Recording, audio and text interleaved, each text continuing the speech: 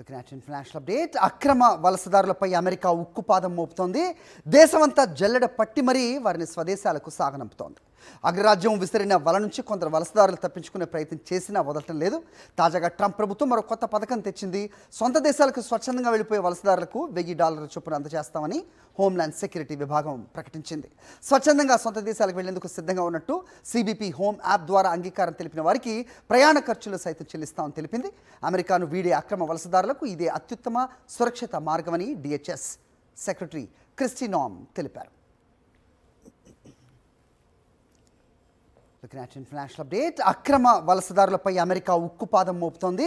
దేశమంతా జల్లెడ పట్టి మరీ వారిని స్వదేశాలకు సాగనంపుతోంది.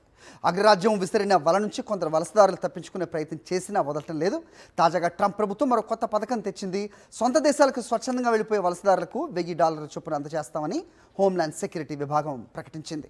స్వచ్ఛందంగా సొంత దేశాలకు వెళ్లేందుకు సిద్ధంగా ఉన్నట్టు సిబిపి హోమ్ యాప్ ద్వారా అంగీకారం తెలిపిన వారికి ప్రయాణ ఖర్చులు సైతం చెల్లిస్తామని తెలిపింది.